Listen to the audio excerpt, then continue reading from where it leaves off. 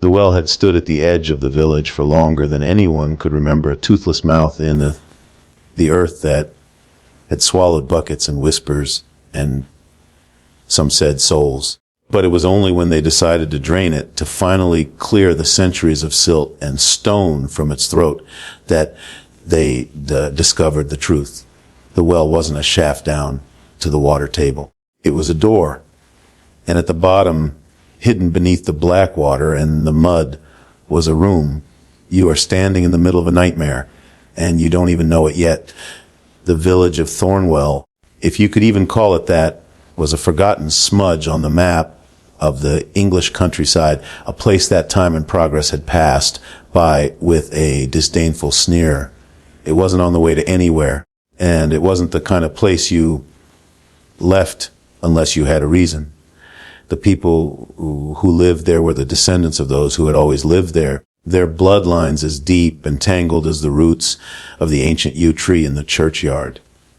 They were a quiet people, suspicious of strangers, and change in equal measure. Their lives were governed by the rhythms of the seasons, the cycles of the moon, and a deep, unspoken dread of the thing that lived in the dark. The well was the heart of their fear. It sat in the center of the village green, a crude circle of moss-covered stones that had been worn smooth by the hands of generations. No one knew who had built it. Some said it was a Roman well, others that it was far older, a relic of a time before the Romans, before the Celts, before even the names of the old gods had been forgotten. But here, tonight, it was just there, a fact of life, like the sky or the rain. And it was a fact of life that was best left undisturbed. Children were told never to go near it.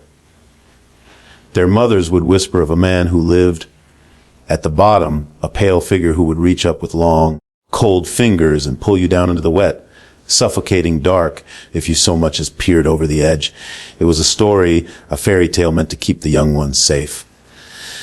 But like all such tales, it was rooted in a truth. The adults had long since chosen to forget. They remembered the fear, but they had forgotten the source. They just knew that the well was a place of endings.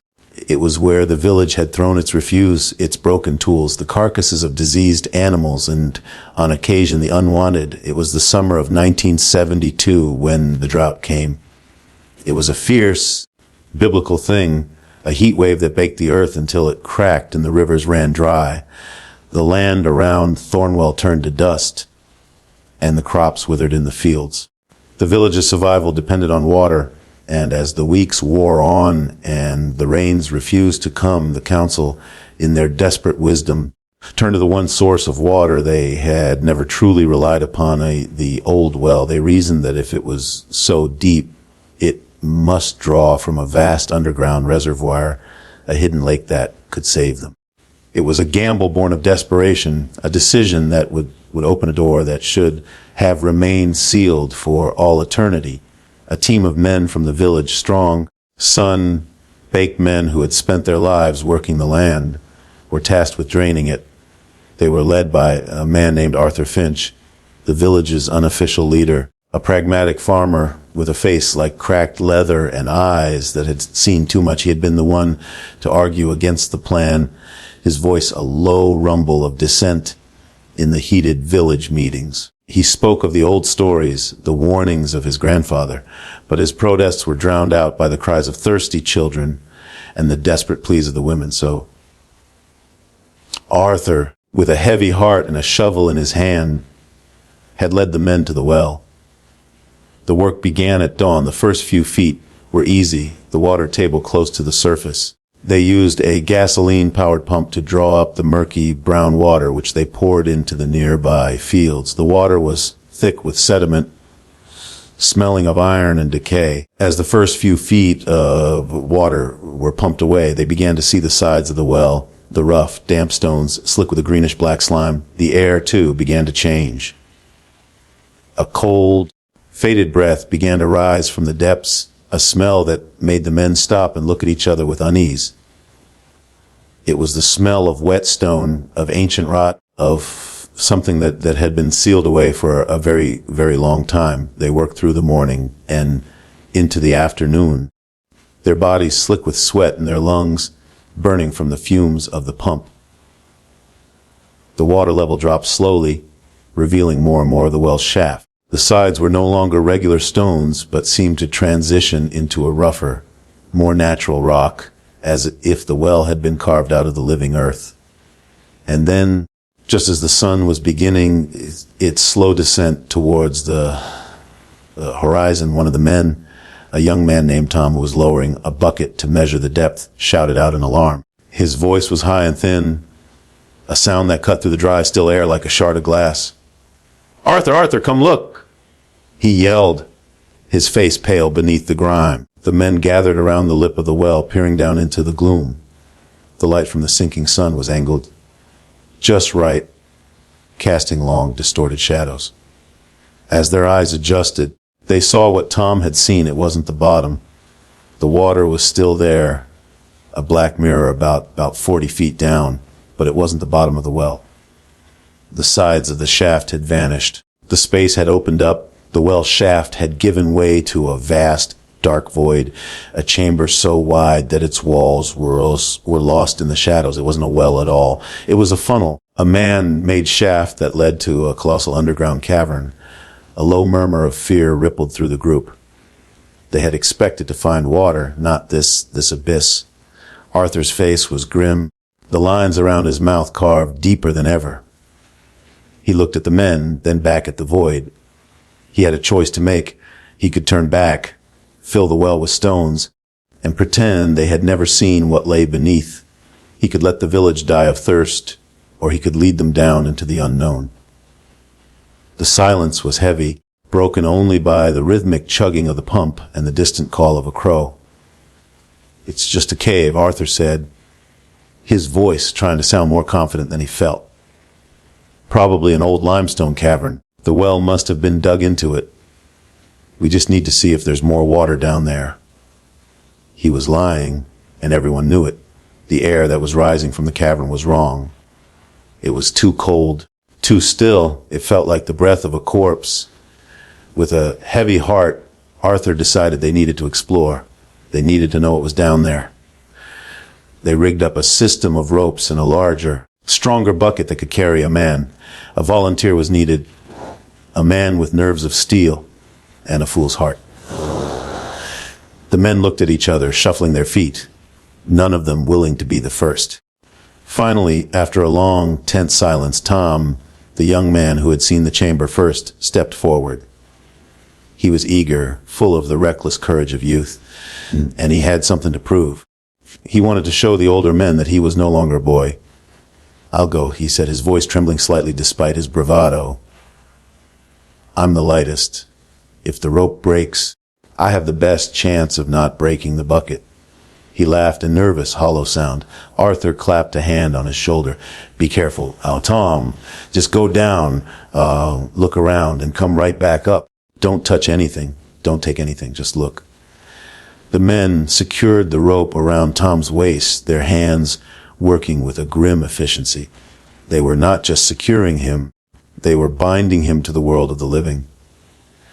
Tom took a small flashlight, clicked it on and off to test it, and then stepped onto the edge of the well. He looked down into the blackness. The beam of his light, a fragile spear of yellow that was swallowed up almost instantly. He took a deep breath, the taste of damp stone and ancient air filling his lungs. And then he gave the signal to be lowered. The rope creaked and groaned as Tom descended, the sound of it scraping against the stone, echoing unnervingly in the void. They watched his light grow, smaller and smaller, a tiny, bobbing star in the heart of the earth. The men above held their breath, their eyes fixed on the shrinking dot of light. They could hear the faint scraping of his boots against the rock walls as he swung, the occasional clink of the metal bucket hitting the stones. Then the rope went slack. He was at the bottom. A deep, profound silence fell over the group. They could hear the blood pounding in their ears, the frantic beating of their own hearts. They strained their ears, trying to hear any sound from Tom. The radio had been useless down there, the signal swallowed by the thick rock. They were utterly cut off from him, left to their own imaginations, which were already beginning to conjure terrible things. For a full minute, there was nothing, just the oppressive silence of the void. And then a sound. It was Tom's voice, but it was distorted, echoing strangely in the cavern. It sounded like he was shouting from the bottom of a metal barrel. "Arthur, you have to see this!" He yelled, his voice a mixture of awe and disbelief. "It's not a cave! It's a room!" A man-made room. The air above the well seemed to grow colder. A man-made room 40 feet below the earth, at the bottom of a well that was older than memory. The men exchanged glances, their faces masks of confusion and primal fear. "Are you sure, Tom?" Arthur shouted back, his voice strained. "It's stone!" Tom yelled, his voice growing more excited. "Carved stone! There are carvings on the walls, and in the center there's something. A table maybe. And there are, oh God." His voice trailed off, the excitement replaced by a sudden, sharp note of fear. Tom! What is it?" Arthur screamed, leaning over the edge of the well. "What do you see?" Silence, an unnerving, complete silence that seemed to absorb all sound. The men held their breath, waiting for a response. They could see his light down there, a pinprick of white, and it was moving, rotating slowly as if he was looking around the room. Then he spoke again, but his voice was different. It was quieter, trembling, the bravado completely gone. "There's a door," he whispered. The word was barely audible, a faint hiss of that seemed to travel up the well shaft. "There's a door in the wall. It's made of metal, and there are symbols on it. Arthur, I don't like this. Pull me up." A collective sigh of relief escaped the men above. He was coming back. Arthur quickly signaled to the other men, and they began to pull the rope, their arms working frantically, muscles straining and against the weight. The rope, which had been so easy to lower, suddenly felt as if it were weighed down with lead. It was an unnatural heaviness, as if something was clinging to it, something with enormous mass.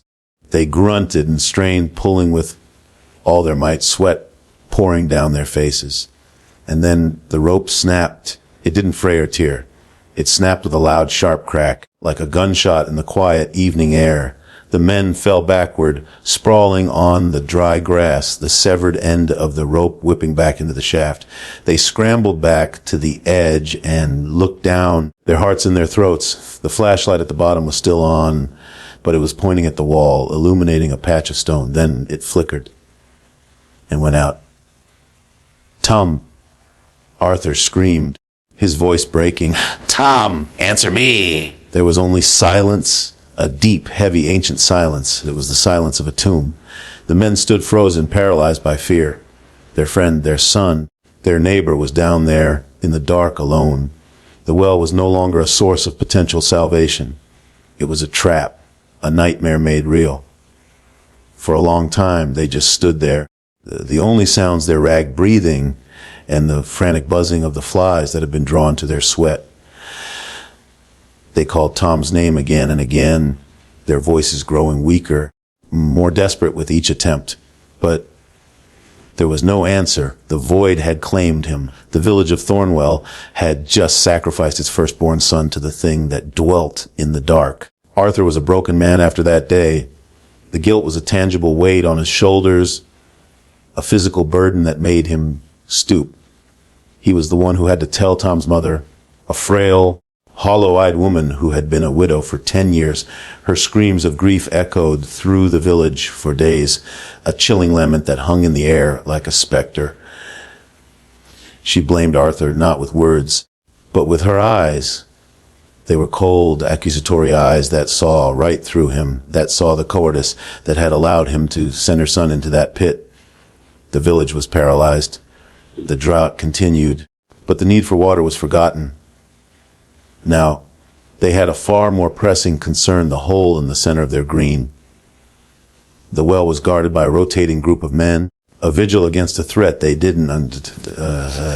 would stand there, clutching pitchforks and shotguns, their eyes fixed on the black circle in the ground, waiting for something that they knew deep in their bones would eventually emerge. The nights were the worst. The silence of the countryside was now broken by strange sounds that seemed to emanate from the well. At first, it was just a low humming sound, a vibration, so deep it was felt rather than heard. It would start around midnight and continue until the first light of dawn. Then came the scratching. It was the sound of something scraping against the stone walls, sharp and rhythmic, like fingernails trying to find a purchase. The men on guard would look at each other, their faces pale, their hands trembling on their weapons. They were brave men, but this was a fear they were not equipped to handle.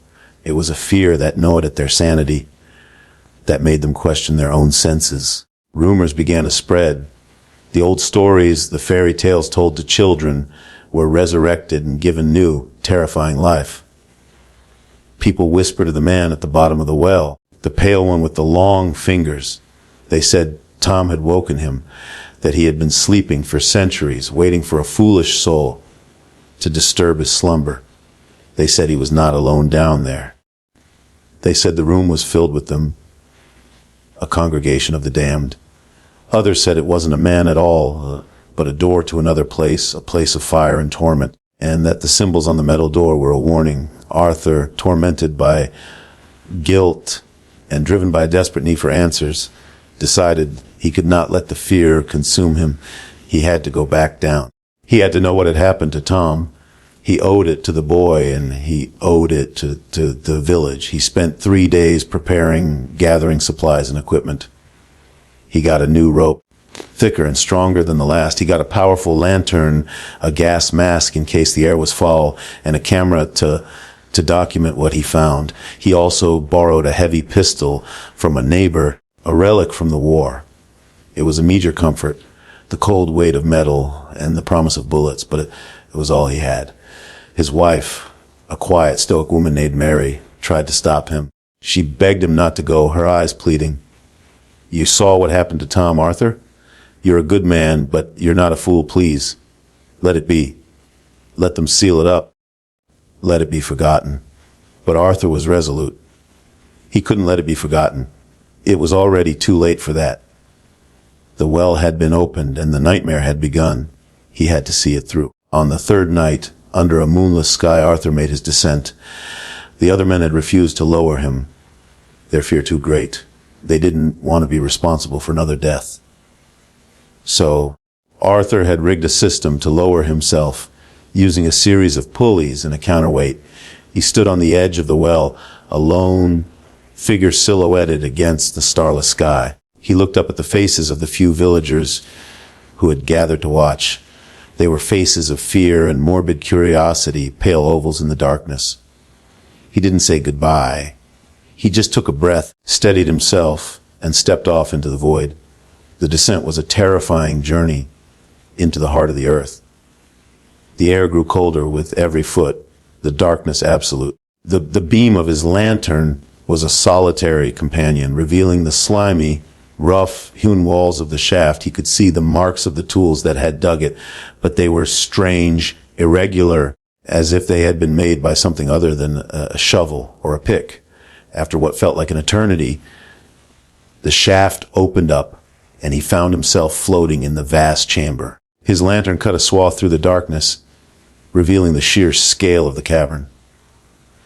It was immense, a cathedral of stone, its ceiling lost in the gloom.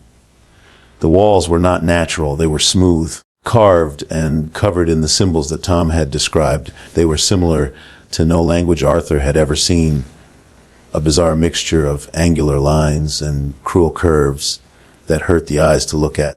They seemed to red in the flickering light, telling a story of something ancient and terrible. At the bottom of the cavern, he found the room.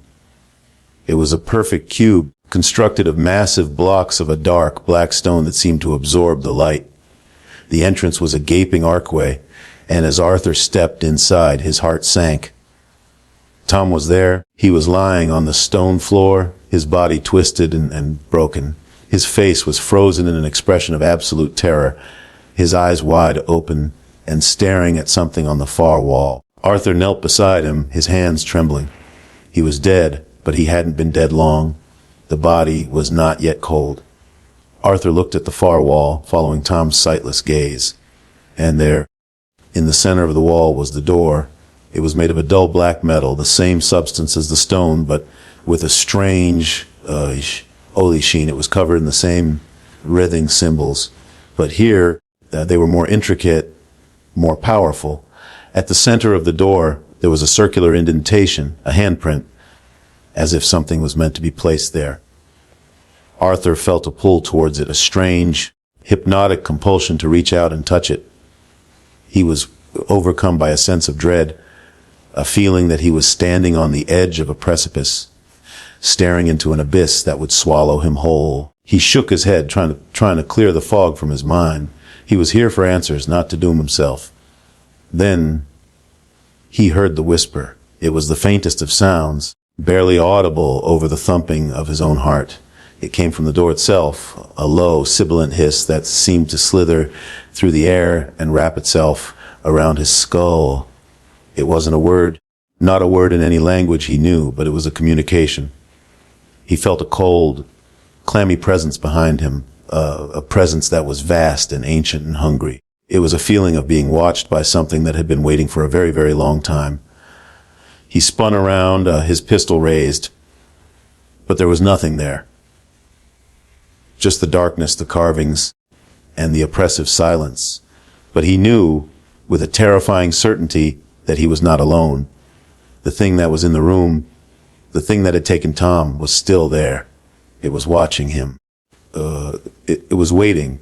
Arthur didn't wait any longer. He scooped up Tom's body, slinging it over his shoulder with a strength born of terror and adrenaline.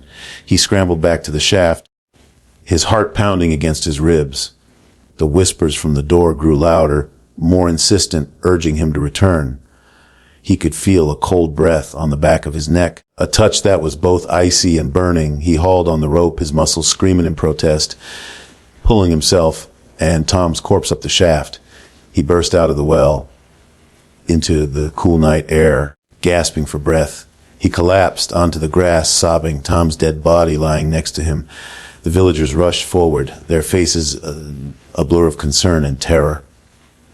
They helped him to his feet, asking him 100 questions he couldn't answer.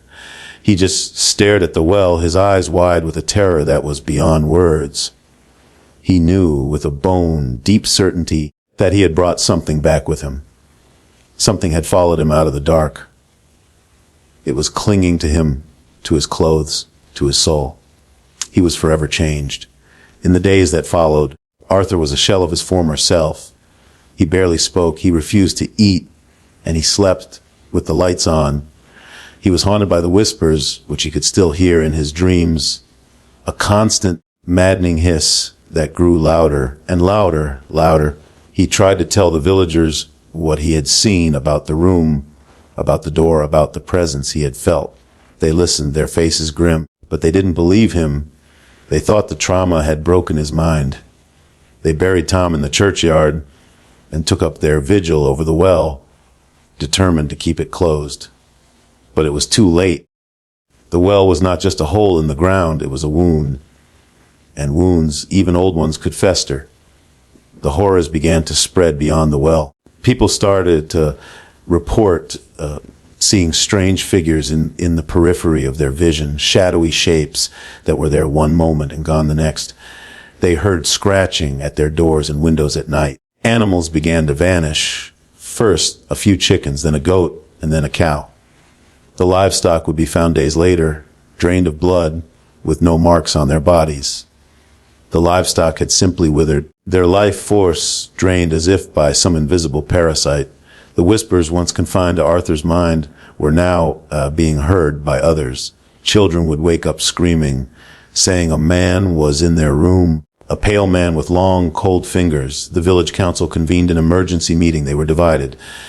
Some, led by a clergyman, argued that the well was a source of pure evil, a gateway to hell, and that the only way to stop it was to consecrate it, to bless it and seal it with holy symbols. Others, the more pragmatic, argued they should simply fill it in with concrete, bury the whole nightmare and let it be forgotten. But there was a third faction, a secret group of men and women who were consumed by a terrible, forbidden curiosity. They had seen the symbols Arthur had described, and they had started to research them in secret. They discovered in ancient texts and forbidden grimoires that the symbols were indeed a language, the language of the old gods, the ones who had been worshipped before the dawn of Christianity. The door, they believed, was not a door to hell, but to a place between worlds, a liminal space, a prison for an entity that had once ruled the earth. They called him the Chthonic One, the Lord of the Deep, the Father of Whispers. They believed that the well had been built not to provide water, but to keep him imprisoned. That was its purpose, its holy function, and they had broken the seal. They had opened the cage, and now he was waking up. The leader of this secret faction was a woman named Ilara, a schoolteacher who had a passion for history and the occult. She was a quiet, intelligent woman, her eyes sharp and piercing behind her spectacles. She had a secret theory, one that she shared only with her most trusted confidence. She believed that the well was not a prison at all, but a tomb, and that the Chthonic One was not a god, but a being of immense psychic power, a creature of pure consciousness that fed on fear and despair. The room at the bottom, the carvings, the symbols, they were not a cage, but a containment system, a way to keep his thoughts from infecting the world above. And Tom's death, she believed, was not a murder, but a feeding. He had been drained of his life force, his mind consumed by the creature's hunger. The broken, twisted body was just the husk left behind. And now, the creature's influence was spreading like a poison seeping from the well, infecting the minds of the villagers. The whispers, the shadows, the hallucinations, they were all symptoms of the creature's psychic invasion. Ilara decided she had to act. She knew the legends, the lore of the old ones. She knew the only way to stop a creature of pure thought was not with bullets or prayers, but with symbols of order and light, with an act of pure will.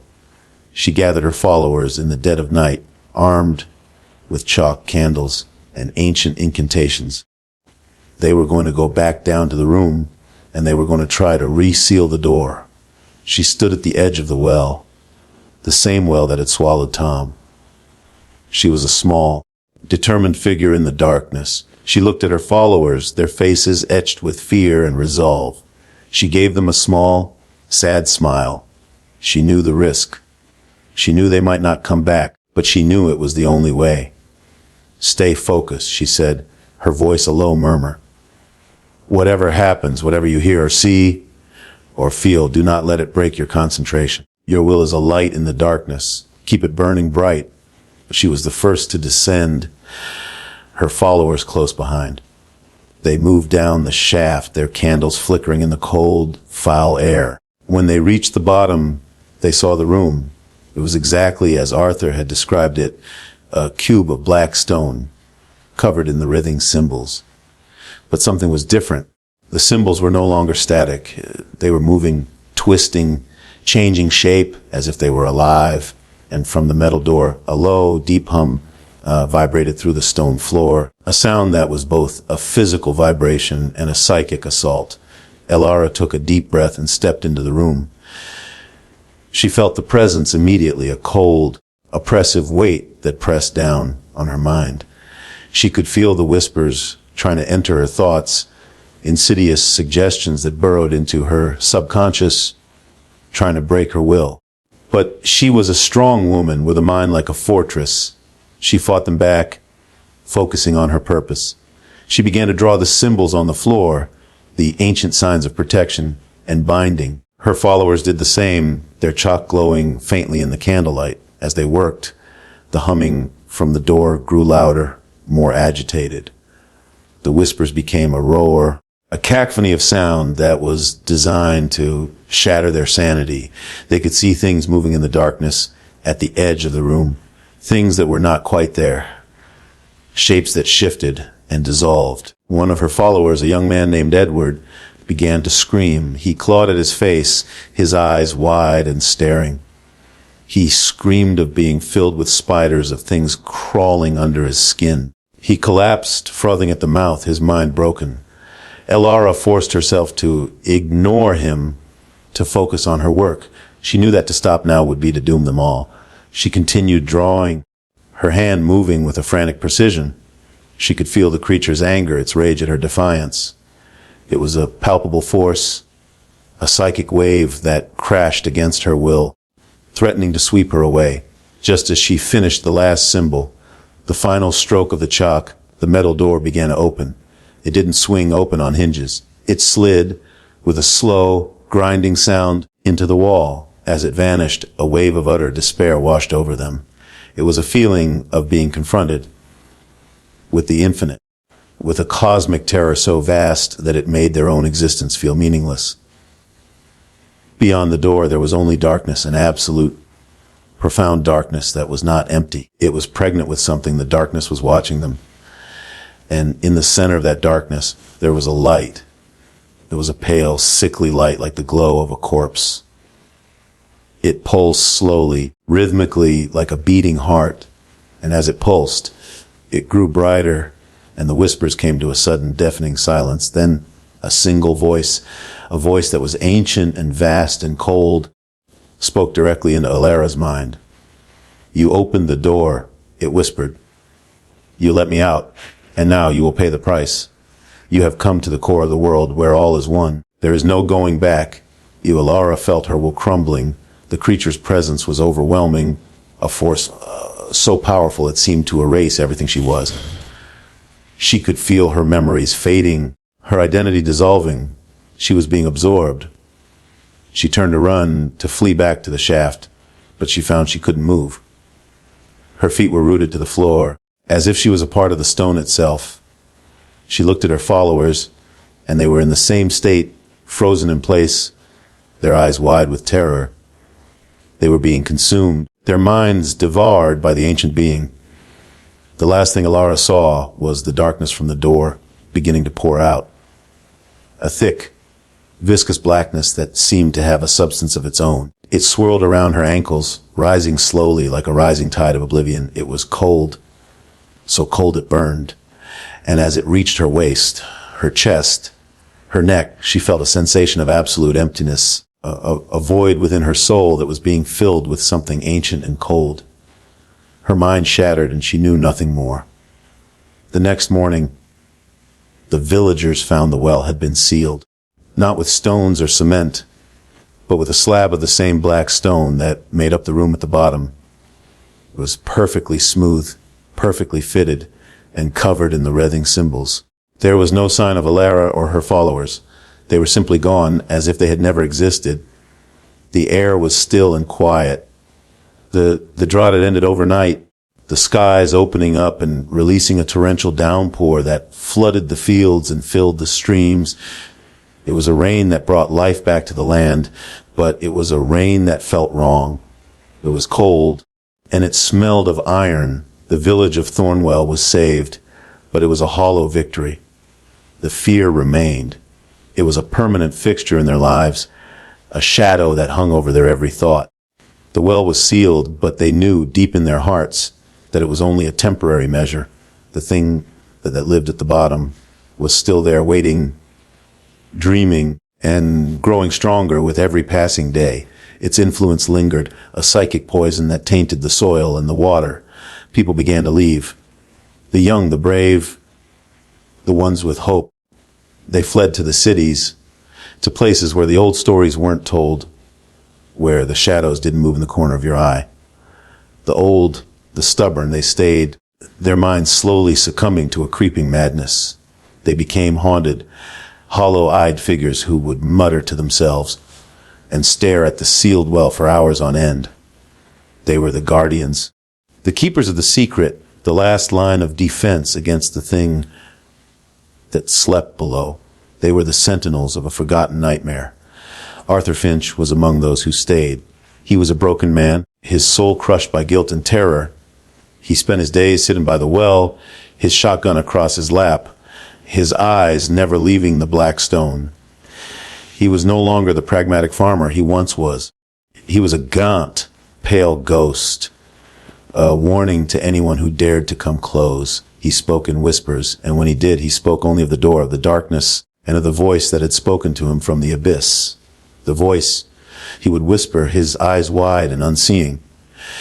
It's not a voice, it's the silence. It's the silence between heartbeats, and it's still out there waiting. We opened the door, and we can't close it. We can't ever close it. The years passed, and the village of Thornwell slowly faded from memory. The land was reclaimed by the forest, the houses crumbling into ruins. But the well and the black stone that sealed it remained. It remained, and beneath it in the cold, silent dark, the Lord of the Deep waited. It was patient. It was eternal. It had been waiting for 1,000,000 years, and it could wait 1,000,000 more. But now it had tasted the world above. It had tasted the warm, vibrant thoughts of humanity, and it was hungry. It would not wait forever. A century later, an archaeologist, a man named Dr. Julian Croft, stumbled upon the ruins of Thornwell while researching medieval settlements. He was a skeptical, rational man, a man of science who believed in facts and evidence. He was intrigued by the strange, well-preserved slab of stone in the center of the overgrown green. He recognized the symbols on it, having seen them in ancient texts on his travels. He knew they were a form of writing, but he couldn't decipher them. He was fascinated. He decided to excavate the site to uncover the history that lay buried beneath. He had no idea what he was about to unleash. He was a man of the modern world, armed with his shovels, his brushes, and his rational mind. He was completely unprepared for the primal fear that lay sleeping beneath the ancient seal. His team of graduate students began to dig, their excitement palpable. They were young, eager, and full of the arrogance of youth. They laughed and joked, oblivious to the malevolence that was watching them from the darkness below. They cleared the overgrowth, exposing the black slab in its entirety. They found the old well shaft and realized the slab was a seal. They planned to break it to see what lay beneath. On the night before the excavation, Dr. Croft sat in his tent, studying the photographs of the symbols. He was trying to find a pattern, a key to their meaning. As he stared at them, he began to feel a strange drowsiness. His eyelids grew heavy, and he felt his mind drifting. He saw the room, the carvings on the wall, the metal door. He saw the door open, and he saw the darkness pour out. He heard a whisper, a voice that was both terrifying and seductive. "Open the door," it whispered. "Let me out. You are the one who can free me." He woke with a start, drenched in cold sweat. He looked around the tent, his heart pounding. The night was silent, but the whisper had been so real, so compelling. A part of him knew it was a warning. A part of him knew he should pack up his equipment, leave this cursed place, and never look back. But another part of him, a part he didn't know he had, was drawn to it, seduced by the promise of discovery, of unlocking the ultimate secret. The next morning, the sun rose pale and sickly over the ruins. The team gathered around the well, their eyes on the black slab. Doc Croft gave the order. With a loud crack, they broke the seal. The ancient stone shattered, revealing the dark, yawning shaft beneath. A wave of cold, foul air, thick with the smell of decay and ancient dust, poured out of the well, carrying with it a faint, barely audible whisper. It was a sound that was heard not with the ears, but with the soul. It was a wordless call from the deep, a sarin song of the damned. Dr. Croft looked down into the shaft, his lantern light revealing the entrance to the room far below. He could see the carvings on the walls, the symbols he had been studying. He felt a pull, a magnetic attraction to the darkness. He knew he was standing on the precipice of the greatest discovery of his life, or the greatest mistake. He turned to his students, his face a mask of grim determination. "We're going down," he said. The nightmare was about to begin anew. The darkness from the well had been waiting for 100 years, patient and hungry. It had slept, dreaming of the world above. And now it had been woken. The cycle of fear was ready to repeat itself. The old well was no longer a forgotten relic. It was a door, once again, and this time there was no one left to remember the warnings. The old stories had faded, the legends forgotten, There were no Arthur Finches, no Alaras, no guardians to stand in its way. There was only a group of ambitious archaeologists, arrogant and blind, about to open a door that should have remained sealed for eternity. Dr. Croft looked at his students one last time. He saw their eager faces, their excitement, their complete and utter ignorance of the horror that lurked just out of sight. He opened his mouth to speak, to issue his final command, to begin the descent into hell. But before he could utter a single word, the whispers reached a fevered pitch. They weren't coming from the well anymore. They were coming from everywhere. The air was filled with a maddening chorus of voices, ancient and inhuman. His students looked around in alarm, their faces contorted in fear. One by one, they began to scream. They had seen something in the shadows, something that had followed the archaeologists' team from the moment they broke the seal. Dr. Croft tried to turn, but he found he couldn't. His body was frozen. The only thing he could move were his eyes, and he watched in silent horror as his students were engulfed by the darkness that had poured from the well. It wasn't a physical darkness. It was a psychic darkness, a madness that descended upon them, shattering their minds. They collapsed one by one, their bodies still, their eyes wide and unseeing. They had been drained, consumed by the ancient hunger. They were the latest victims of the thing that lived at the bottom of the old well. He was the last one standing. He was the vessel, the chosen one, the one who had opened the door. He felt a cold presence behind him, a vast, eternal hunger. The voice spoke again directly into the core of his being. "You have done well," it whispered. "You have freed me, and now, as a reward, you will become my eyes, you will be my voice. You will walk the world above, and you will call to others. You will open their minds, just as you opened this door." And then it was inside him. He felt it, a cold, seeping blackness that filled his soul. He felt his identity fading, his memories dissolving. He was no longer Julian Croft. He was a vessel, a puppet. He would walk the earth, a harbinger of the old nightmare. The following day, the team's support vehicle arrived at the dig site, only to find it abandoned. All the equipment was still there, the tent standing, but there was not a soul in sight. They found the well, its seal broken, a dark, gaping hole in the earth. They reported their findings to the authorities, but no one believed them. There was no evidence of a crime, just a group of missing people. The case was filed away, a strange anomaly, a mystery that would never be solved. Dr. Julian Croft was never seen again. But in the years that followed, reports began to surface of a strange man, a charismatic lecturer and historian who traveled the world, speaking to crowds of eager listeners. He told them stories of ancient gods, of forgotten civilizations, of secrets buried beneath the earth. His voice was hypnotic and his eyes held a strange, cold light.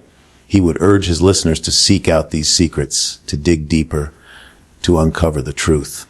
He was the new herald of the Chthonic One, a pale, gaunt figure spreading the whispers like a plague. Come look! It's just a cave. The village of Probably an old Thornwell is limestone gone, cavern. The but well its must have legacy been dug into remains. it. We just need There to are see if other there's more water wells, down there. other forgotten places where the darkness discovered sleeps. the truth. There are other doors waiting The to be well opened. wasn't a shaft. The it was a Chthonic One door. is not a single entity. It is an idea, a hunger, The a work force that began is at as dawn. old as consciousness itself. The water It has was been thick sealed with away in sediment. 1,000 forgotten places, in 1,000 The work forgotten began ways, at dawn. but it never truly dies. The It water waits was and it thick whispers. with sediment. And all it needs is someone Come curious look! enough, It's just a desperate cave. enough, or Probably an foolish old enough to limestone listen. cavern. The well must have What been do you dug think into happened it. next? We just need to see if there's more Has the water down Chthonic there. One found a We'll new go. champion? I'm the lightest. If the Is rope breaks, I Julian have the Croft best out there chance. right now, Be careful, Tom. speaking Just to look a around crowd, and come right back up. planting the seed of a new obsession? Tom, Or has the what is ancient it? evil There's a door simply in the moved wall. on It's to a made of new metal. well, a new I don't door, like a new this. generation of Pull the me up. damned? The mystery lingers as deep and dark as the well itself. Let me know your theories in the comments below. Tom! Subscribe to The Answer Revenge of me! Slaves R for more stories from the edge of reason. The And secrets of remember, the the void are not darkness for the is faint of patient. heart. And it has all the Demand a time price in the that world. few are It is truly waiting. willing to pay. And it knows your name.